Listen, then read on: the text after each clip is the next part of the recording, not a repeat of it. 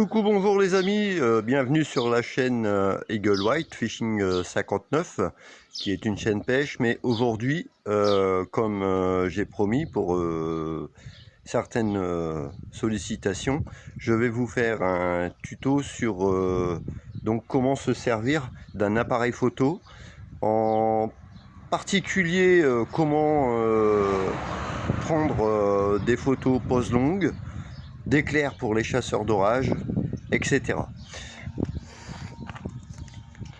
Alors voilà mon appareil photo muni d'un trépied. C'est toujours mieux d'avoir un trépied dans ce domaine pour éviter d'avoir des photos floues, hein. Voilà, alors j'ai un appareil photo, donc je ne citerai pas la marque, avec un objectif de 50, ce qui pour moi, je vous ai dit dans la dernière vidéo, est amplement suffisant. Alors sur cet appareil photo, alors vous pouvez soit le mettre en automatique, soit le mettre en manuel.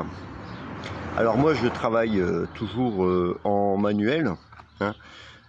Ça vous permet donc de régler la vitesse à laquelle vous voulez prendre votre photo déjà. Actuellement, moi je travaille toujours sur le format RAW, à savoir que les appareils souvent ont un format tout simple, hein, JPEG, hein, la photo de base. Et dans votre appareil, normalement, vous pouvez avoir ce qu'on appelle un format RAW, ce qui vous permet de multiplier à millions le nombre de ce qu'on appelle les pixels, et d'avoir une photo plus réelle, plus nette. Voilà, alors je positionne toujours sur S. Alors la particularité de l'appareil photo, vous pouvez faire du rafale, vous pouvez faire de la vidéo, exactement, et prendre des photos en pose longue ou autre, hein. Ou mode rafale, vous pouvez le tenter aussi si vous voulez faire des photos d'éclairs. Mais le souci, c'est que en mode rafale, il faut laisser le doigt appuyé toujours sur le bouton, et forcément si on a un doigt appuyé sur le bouton, vous risquez de bouger même peut-être un dixième de millimètre et d'avoir une photo floue. Donc moi généralement je procède d'une autre façon. Alors je vais allumer l'appareil. Toc. Voilà. C'est-à-dire là, vous avez une touche, la base, il vous donne une sélection de réglages. Je vais sur le minuteur que l'on voit ici. Attendez que je règle l'image, sinon vous verrez pas grand chose. Voilà, bref, vous avez un minuteur qui se trouve ici. Alors avec cette touche là qui vous sert à régler en même temps l'ouverture ou le temps. Tac, je tourne une fois, deux fois, je viens là avec le curseur, tac, là vous voyez, il m'affiche 2 secondes, c'est-à-dire à l'instant où je voudrais faire ce qu'on appelle une pose longue ou une photo, et laisser l'appareil sur le trépied sans rien toucher pour pas qu'il y ait de flou, il y aura un minuteur de 2 secondes. Là j'appuie sur OK. Voilà. Alors ensuite, si vous voulez prendre ce qu'on appelle des photos pose longue, que ce soit soit d'éclair ou le le ciel avec les étoiles nocturnes ou autres. Ce que je vous préconise, c'est soit d'avoir une lunette noircisseuse qui va venir se fixer ici, c'est une bague hein, que vous achetez là où vous achetez votre appareil photo normalement.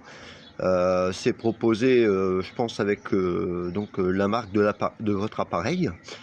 Ou alors, la meilleure façon de pratiquer des photos, que ce soit brumatisation. Alors, si vous voulez faire de la brumatisation avec l'eau, ça peut être des chutes d'eau, la mer ou simplement des vagues sur un lac ou autre. Le meilleur truc que je vous préconise, c'est d'attendre ce qu'on appelle l'heure d'or. Alors l'heure d'or, vous avez ça de bonne heure au matin. C'est juste avant le lever du soleil, ça dure à peu près 5 à 10 minutes. C'est juste avant le lever du soleil. Donc le ciel, la luminosité élevée, mais pas encore le soleil. Ou alors soit tard le soir,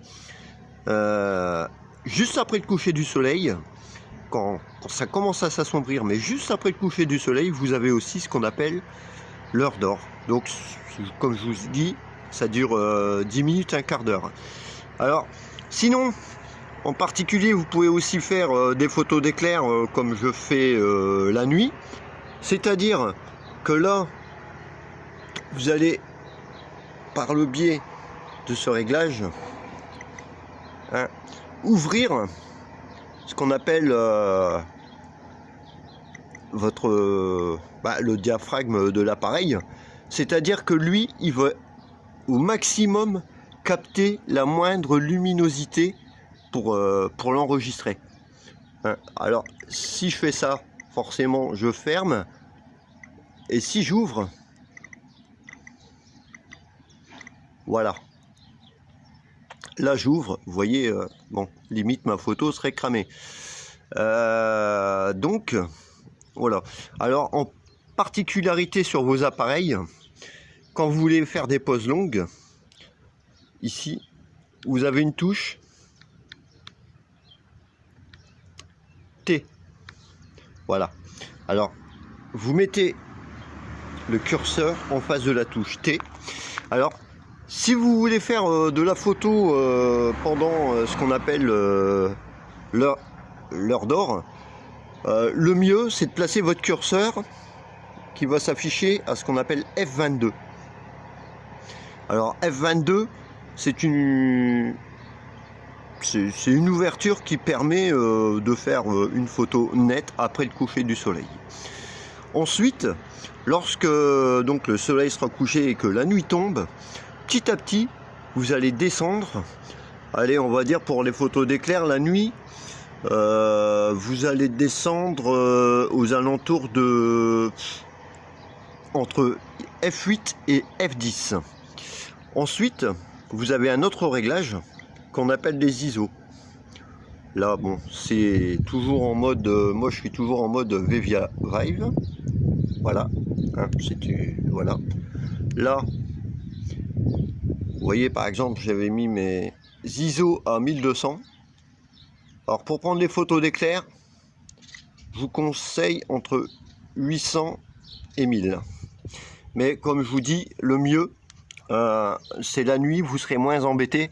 Parce que essayer de prendre des photos d'éclair, comme ça, dès qu'on voit l'éclair, appuie sur l'appareil, il est trop tard, l'éclair il est déjà passé, ou alors vous aurez peut-être une chance sur 1 million d'avoir un petit morceau.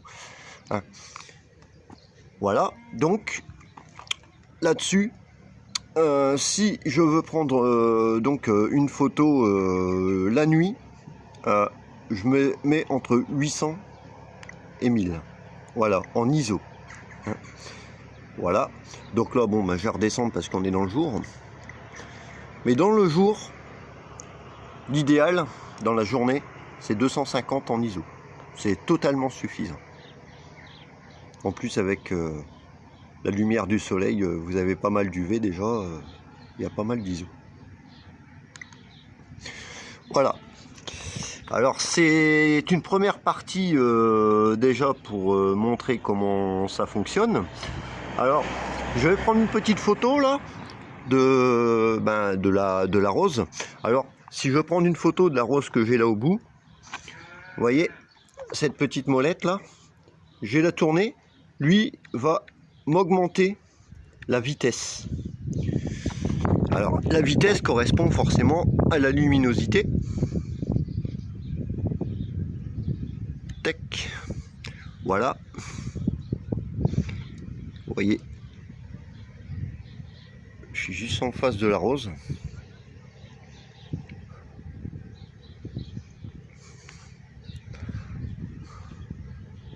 Voilà. On va bien la centrer. Ensuite, je vais faire une mise au point. Il va se fixer ce qu'on appelle un point d'origine. Voilà. À savoir que quelquefois, bon, vaut mieux augmenter votre vitesse parce que ici vous êtes en pleine journée, vous êtes en plein air, donc vous avez du vent. La rose, c'est une fleur. Au vent, bon, ça bouge, c'est comme les arbres, comme l'herbe, et ça peut vous manifester des flous dans les photos si vous n'augmentez pas assez votre vitesse. Voilà. Alors là, j'ai une touche. Il va, hop, il va se mettre au point. Voilà. Vous pouvez toujours régler davantage la couleur, hein, si vous le voulez plus sombre, ouvrir plus ou moins ce qu'on appelle l'ouverture de votre appareil. Voilà. Je pense que pour moi c'est. Je vérifie que mon minuteur est toujours à 2 secondes. Ok. Et là, vous allez voir, j'appuie donc ici.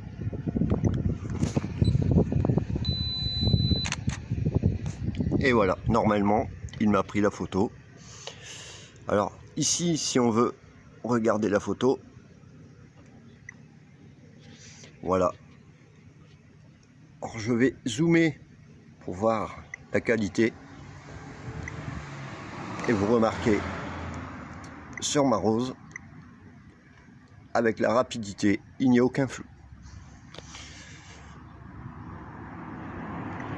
Hop, et voilà.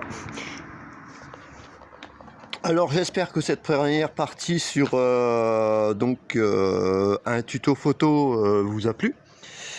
J'en profite pour faire un petit coucou à nos amis pêcheurs. Alors j'en profite également pour faire un petit coucou à Max, hein, parce que bon, c'est mon beau-fils qui en premier m'a appris aussi à moi à me servir d'un appareil photo, hein, et c'est grâce à lui aussi que je l'ai perçu. Je fais un petit coucou aussi à notre ami Jacouille qui, j'espère, sera un peu content de cette première partie sur le tuto, la tuto photographie. Et puis je vous dis à bientôt. Laissez un pouce bleu, n'hésitez pas à laisser un commentaire. Allez, ciao, à bientôt.